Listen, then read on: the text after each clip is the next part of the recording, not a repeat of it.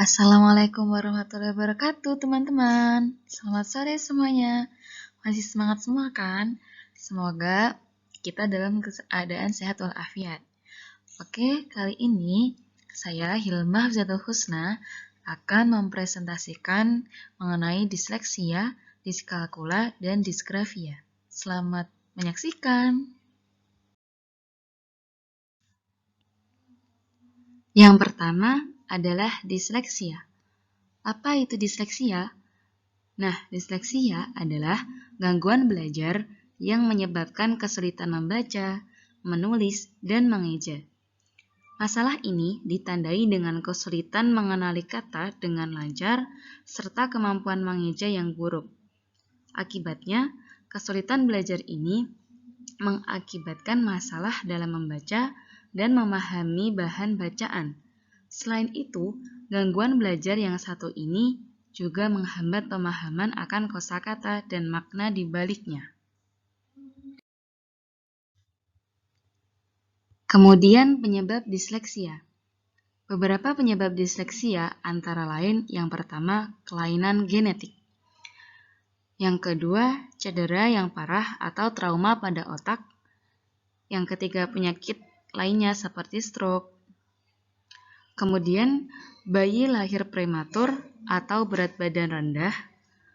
Kemudian, paparan nikotin, alkohol, atau infeksi saat hamil yang bisa mengubah perkembangan otak janin. Dan yang terakhir, adanya perbedaan di bagian otak tertentu yang mengendalikan kemampuan membaca.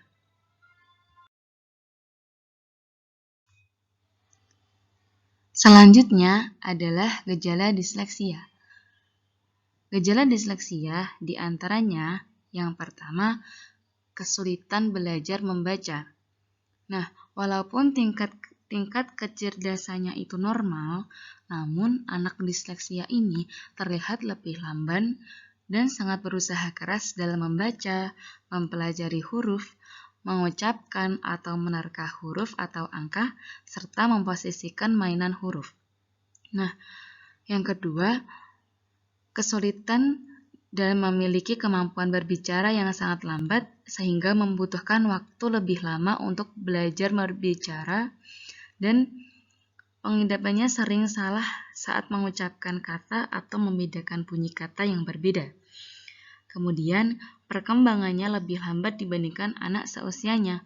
Contohnya, membutuhkan waktu belajar merangkak, berjalan, atau berbicara yang lebih lama ketimbang anak seusianya.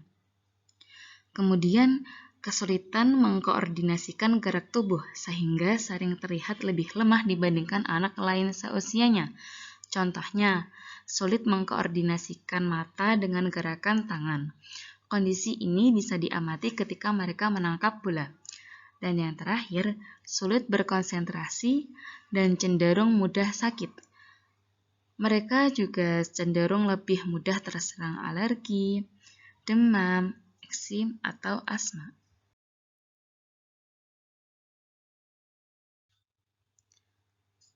Selanjutnya, pendekatan orang tua yang bisa dilakukan kepada anak disleksia.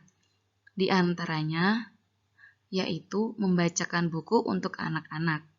Kemudian, mengupayakan kerjasama yang baik dengan pihak sekolah anak, memperbanyak waktu membaca di rumah, membuat suasana membaca menjadi menyenangkan, memotivasi anak untuk senang membaca buku, mendiskusikan isi buku bersama dengan anak, dan menghindari celaan jika anak melakukan kesalahan saat membaca, agar anak dapat memiliki kepercayaan diri. Selanjutnya, pengobatan disleksia yang biasa dilakukan oleh para tim medis. Jadi di antaranya yang pertama itu melihat perkembangan masalah belajar dan riwayat medis.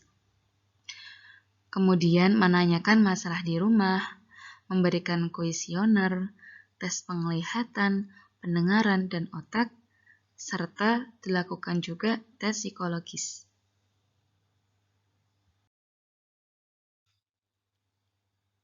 Kemudian masuk pada penjelasan materi kedua, yaitu diskalkulia. Apa itu penyakit diskalkulia?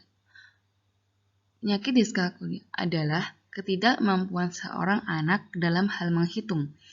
Tanda diskalkulia ini akan berbeda-beda pada setiap orang, tetapi sebagian besar anak yang diskalkulia ini tidak dapat mengenali angka. Nah, ketika tumbuh dewasa, mereka akan susah untuk melakukan perhitungan yang sederhana, bahkan susah untuk mengingat angka, sehingga anak akan mengalami gangguan dalam belajarnya. Selanjutnya, ciri-ciri diskalkula. Di antaranya, yang pertama, panik setiap kali bertemu pelajaran matematika. Bahkan, ia juga bisa cemas atau kecewa jika menemukan permainan atau game yang membutuhkan kemampuan berhitung. Yang kedua, saat anak lain seusianya sudah tidak lagi menghitung dengan jari, anak diskalkula ini mungkin saja masih melakukannya menghitung dengan jari. Kemudian, sulit memperkirakan ukuran, seperti berapa tinggi sesuatu atau berapa lama perjalanan dari satu tempat ke tempat yang lain. Kemudian, sulit untuk memahami perhitungan matematika dasar, seperti pertambahan, pengurangan, perkalian, dan pembagian. Kemudian, sulit menghubungkan antara angka dengan kata yang mewakilinya. Di antaranya angka 1 dengan huruf 1. Kemudian, sulit menghitung uang dan kembalian. Kemudian, sulit membaca jam dan mengingat kombinasi angka seperti nomor telepon. Kesulitan mengikuti petunjuk bertahap, sulit mengenali pola, bingung dengan angka yang mirip seperti angka 75 dan 57. Dan yang terakhir, bisa saja hari ini dia bisa mengerjakan soal matematika. Namun, besok sama sekali dia akan lupa dengan cara mengerjakannya. Kemudian, cara-cara menangani anak diskalkula. Di antaranya, yang pertama, buatlah game atau permainan pembelajaran berbasis matematika.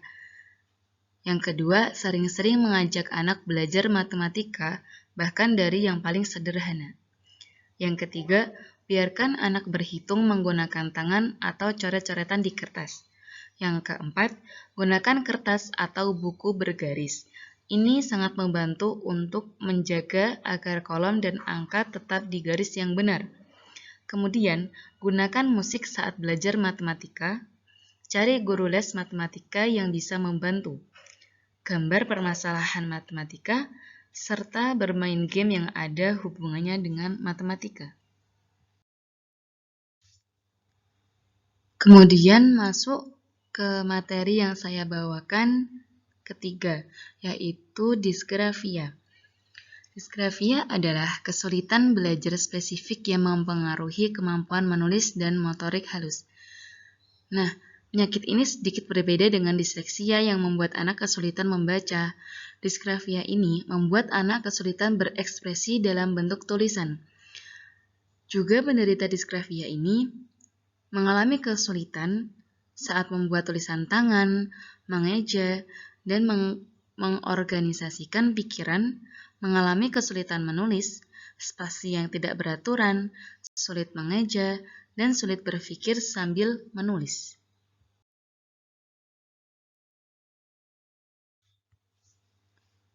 Apa saja gejala disgrafia?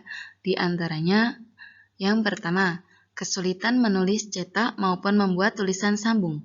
Yang kedua, sangat lambat dalam menulis atau mencontoh tulisan. Yang ketiga, tidak konsisten dalam menulis. Contohnya, sering memadukan tulisan cetak dan tulisan sambung, menggabungkan huruf besar dan huruf kecil, ukuran huruf yang tidak sama atau bentuk huruf yang berubah-ubah. Yang keempat, kata-kata yang ia tulis sering tidak selesai, baik tidak selesai dalam artian kurang huruf atau bahkan kurang kata. Yang kelima, sering memberikan spasi yang tidak beraturan jaraknya, antar kata atau antar huruf. Dan yang terakhir, saat menulis, posisi tubuh, pergelangan tangan atau kertasnya sering tidak wajar. Kemudian, bagaimana cara mengatasi disgrafia?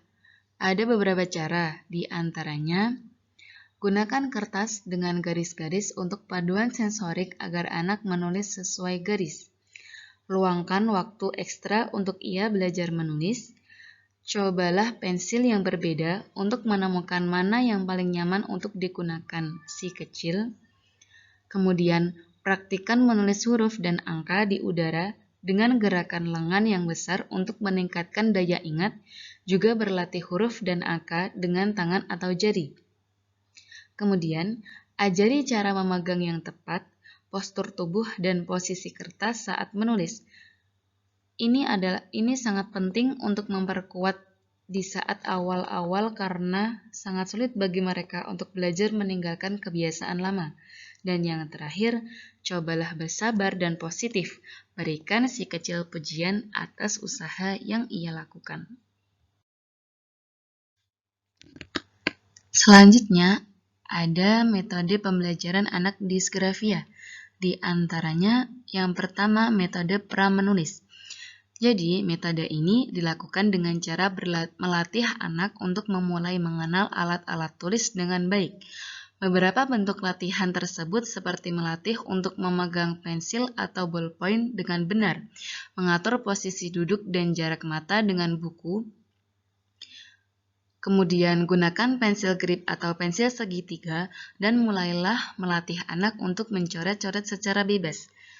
Yang kedua, metode menulis huruf balok.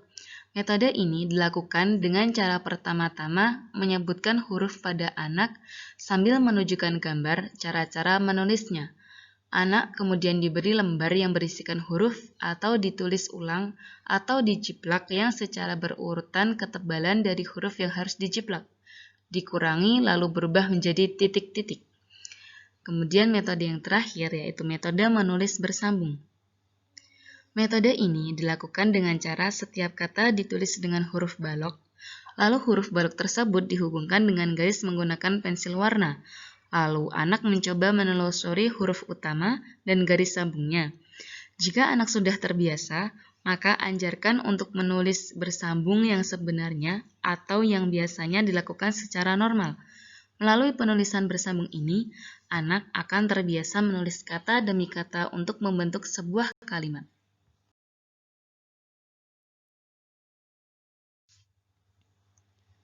Cukup sekian materi yang dapat saya jelaskan. Mohon maaf atas segala kesalahan dan kekurangan. Terima kasih. Wassalamualaikum warahmatullahi wabarakatuh.